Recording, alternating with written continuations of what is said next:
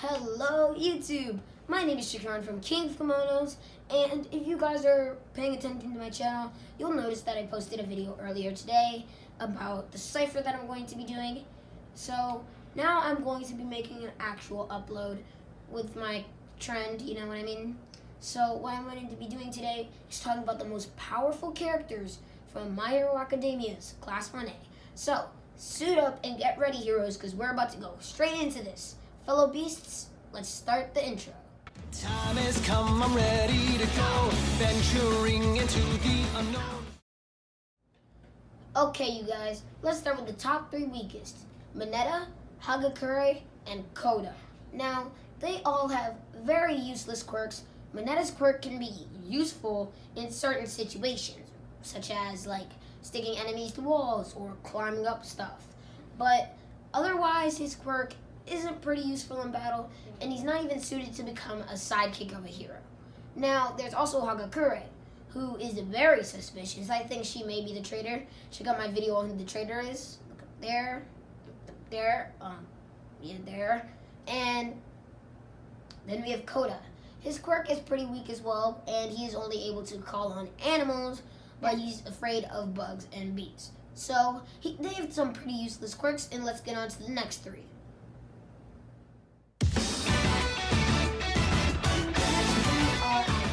Jiro, and Sato. Now, their quirks are pretty overlooked. Aoyama's doesn't suit him well. Jiro's quirk is only useful for information, and Sato has basically the quirk that gives him way less intelligence. And we don't want dumb characters running around, and they're all pretty much suited to be sidekicks, aside from Aoyama, who may not even be able to make the hero biz. Now, these characters are pretty cool. I like the characters in general. I think Sato has a pretty overlooked quirk, but I think that even if you look at how good they are, they're still not as good as the other people in the class. So, yeah, let's go into the next three. Kaminari, Sero, and Ashido.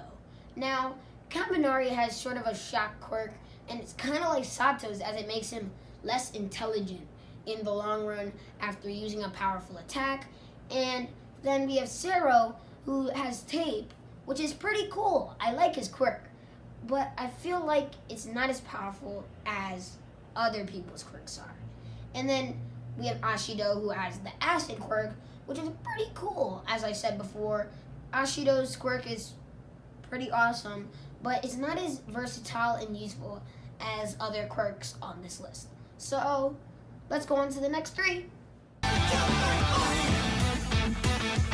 are Ojiro, the Tail Boy, Uraraka, Zero Gravity Girl, and Shoji.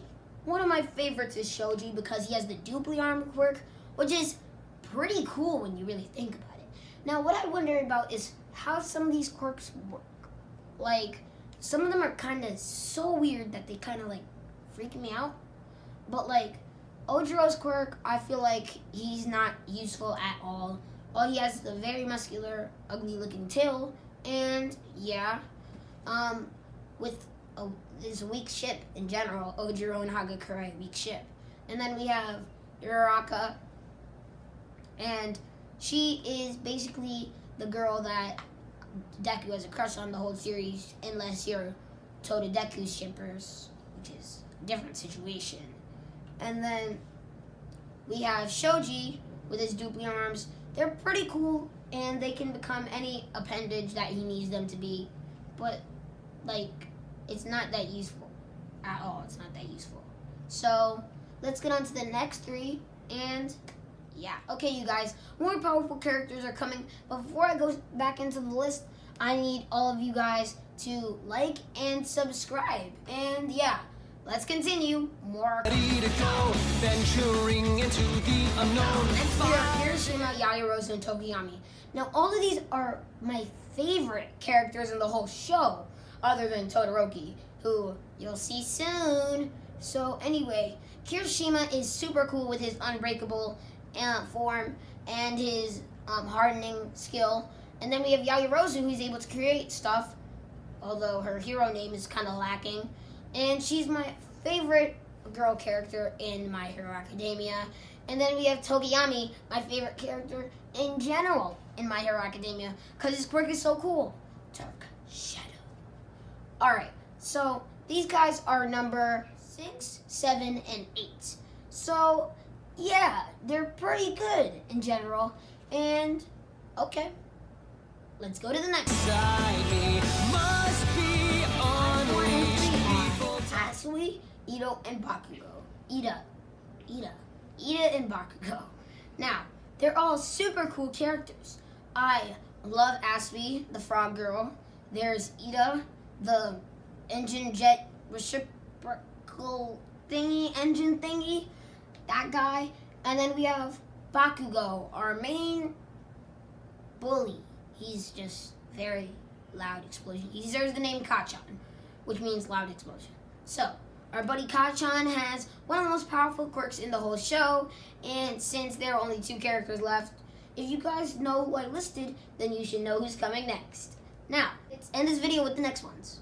Nonsense all day. That's all they can say. Midoriya, our main character, and Todoroki. Now, Midori is a little bit weaker than Todoroki. I mean, Midori went full power against him. Well, not full power, as we see in episode 14 and 13, where he unlocks his 100%. But he went pretty powerful against Todoroki, and Todoroki only had to use half of his power to beat him. And that was before Todoroki developed as a character. So that makes Todoroki the stronger one. Now, this video is pretty much over, and yeah, I need you guys to like and subscribe before I leave, and I hope you watch my next videos. Don't you know I'm unstoppable? Don't even try, cause you will fall.